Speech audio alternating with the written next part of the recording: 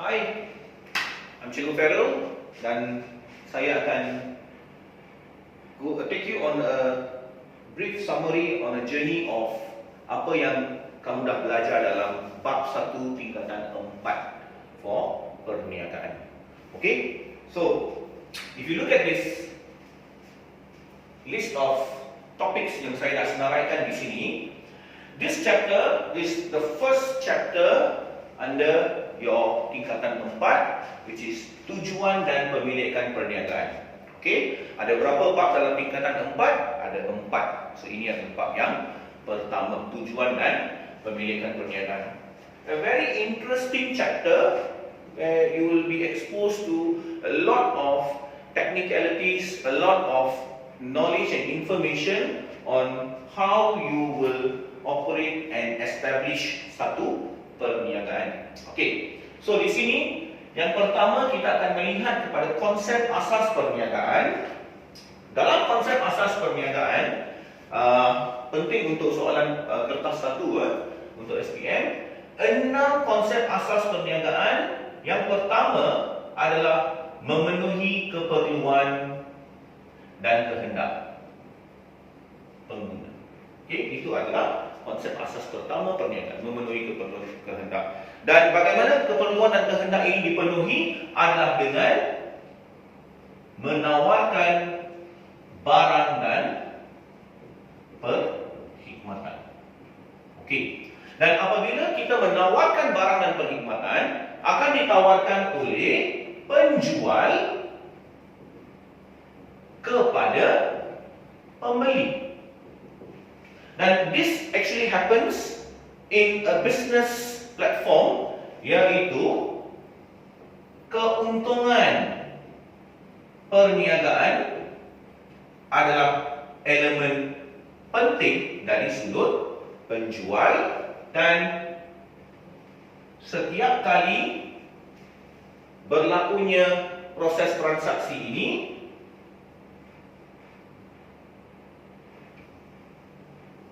satu kontrak perniagaan dimeterai, iaitu barang yang dijual oleh penjual adalah selamat untuk digunakan dan pembeli akan melangsaikan atau melaksanakan urusan pembayaran, that faith and trust bila kita membeli. Dan setiap kali berlakunya proses jual beli, nilai akan berlaku pertukaran nilai. Untuk barang dan perkhidmatan. Okay, now all these are actually in your nota which I've already given you. So please refer to the nota. Okay, you get a copy like this. Okay, this is the full version. Ada nota lengkap, and I've also given you the template untuk isikan tempat kosong based on my nota. So please get a copy of that. Nota ini sangat penting. The template is also important. Bila ada waktu senggang, so just fill it up so that you keep reminding and recalling back the fakta. Alright, so we have seen that part. Aktiviti perniagaan, second. So aktiviti perniagaan di sini ada dua. Aktiviti perniagaan yang pertama adalah berasaskan barang. So, menjual barangan fizikal. Okey. Yang kedua adalah aktiviti berasaskan perkhidmatan. So, penjual menawarkan perkhidmatan, offer services. So, there's no barang fizikal there. Okey. Now, tujuan perniagaan, of course, bermotifkan untung untuk menawarkan barang, untuk menawarkan perkhidmatan, atau gabungan kedua-duanya. Okay? So these are all in the first part of this chapter. Now moving on, you will be introduced to something. When you in class you would have learned this. When you learned in the class, I would have introduced to you organisasi bermotifkan untung. Short form singkatan is OBU. Organisasi bermotifkan untung. So the untung becomes the basis, the element terpenting dalam perniagaan. The other thing here you will learn about is OBBU. So what is OBBU? Look at this.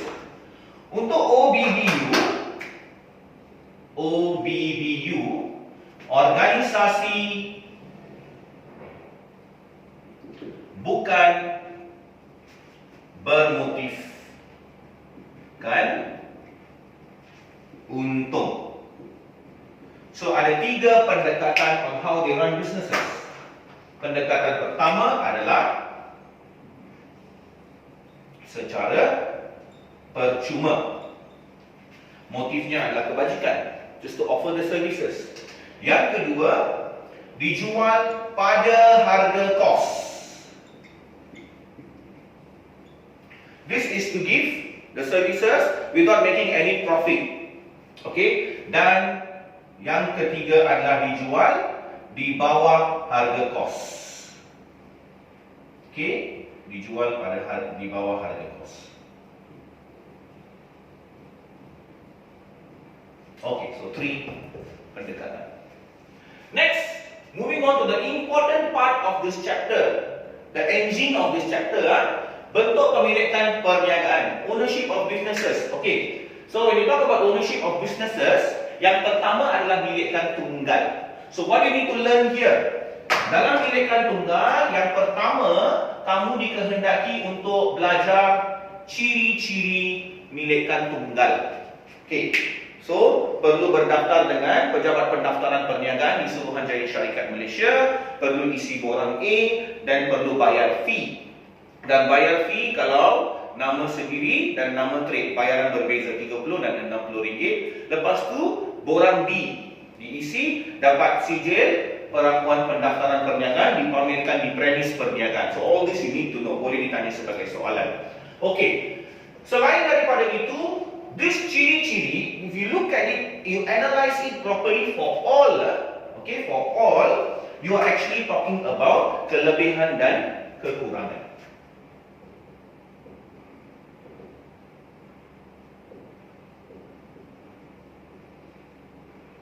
So rujuk nota kelebihan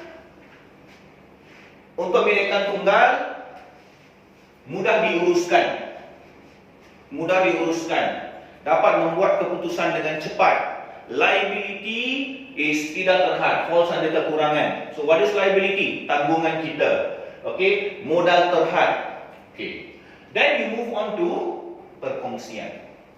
Untuk perkongsian, I'm giving you very briefly, so that in the next lesson when I go more detail, you know what I'm talking about. Untuk perkongsian, you need to know jenis-jenis perkongsian. Jenis perkongsian ada 3 jenis perkongsian, which is perkongsian biasa, and then you have got perkongsian berhad, dan yang ketiga yang famous, perkongsian liability terhad. Okay, so again you need to know the ciri-ciri. And then for perkongsian berhad and PLT, ada satu persamaan, liability adalah terhad, untuk biasa tidak terhad. And prinsip-prinsip dalam perkongsian liability terhad, hayat berterusan, entiti berasingan, and liability terhad. You need to know that. Okay?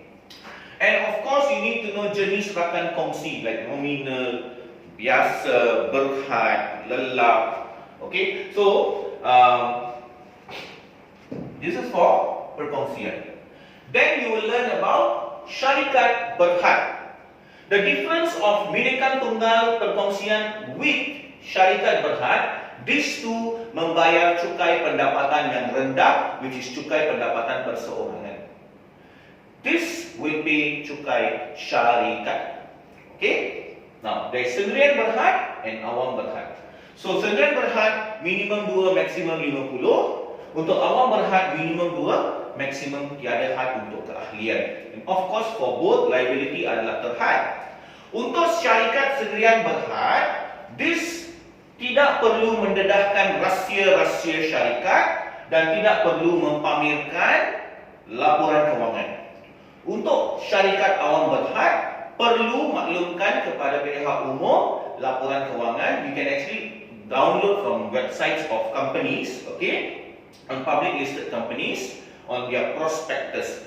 Why is it important untuk dedahkan atau laporkan laporan kewangan, supaya sebelum kita melabur dalam satu syarikat awam berhad, kita dapat mengukur prestasi syarikat tersebut. Okay, it's called prospectus. You can actually download and read. Alright? Dan ada kelemahan-kelebihan. Alright? So in the next lessons, when I talk about syarikat sendirian berhad dan syarikat awam berhad, we go in detail. Also, you still need to know ciri-ciri, kelebihan, kekurangan. Moving on to koperasi, ada akta koperasi. Its keyword here is dijalankan secara sukarela, tidak boleh melibatkan diri dalam urusan atau aktiviti perniagaan berbentuk politik. Cannot. Okay? Ini adalah satu koperasi secara sukarela, satu inisiatif untuk meningkatkan kebajikan ahli. So, dijual barang dan perkhidmatan pada harga istimewa untuk keahlian yang telah berdaftar. And there's this thing called mengundi untuk memilih ahli lembaga pengarah for koperasi. Moving on to franchise. Two important people or parties you need to know under franchise. First will be franchisor. Franchisor is the owner atau pemilik jenama, the branding. Okay, dia akan membenarkan franchisee menggunakan jenamanya, dan he will be the person yang akan membuat aktiviti pengiklanan promosi for the franchisee. So it's called pemasaran dan pengiklanan promosi bersepadu. On the other hand, we have the second, which is franchisee, the pihak yang menyertai program franchise. So you pay the fee, the royalty to the franchisor. The kelebihan for the franchisor is going global, boleh menikmati ekonomi bidangan tanpa perlu pergi ke kawasan tersebut.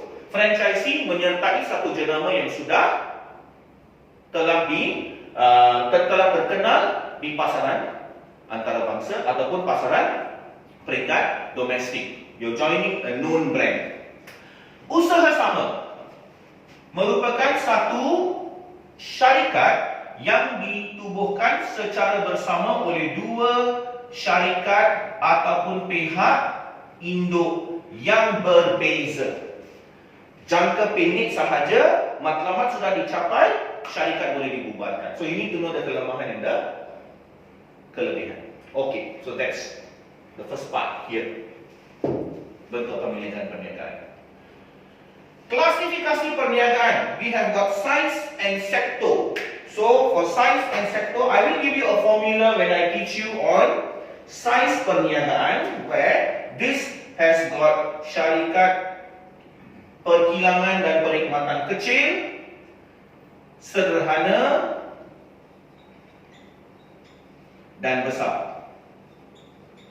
Okay? And for all three, you need to know the differences, perbezaan dari aspek jualan tahunan dan juga bilangan pekerja. Okay, I will give you a simple formula on how to memorize the data, the numbers. Okay, I will want you to focus on yang ini. Sederhana. Sebab kalau anda sudah hafal sederhana, kecil dan besar, tak ada masalah. Okay? So, then sektor primer, sekunder, dan sektor ketiga, sektor tertier. Then we move on to skala perniagaan pasaran domestik, tempatan negeri dan kebangsaan, pasaran antarabangsa, zone dan global. Okay, so this is what you will learn in chapter 1, tujuan dan pemilikan perniagaan. In the next videos, I will be talking more detail of each sub-topic. Okay, so sehingga kami berjumpa lagi dalam video yang seterusnya. Please go through, baca nota yang saya berikan, and also fill up the template, okay? So kita akan jumpa dalam video yang seterusnya. Get ready.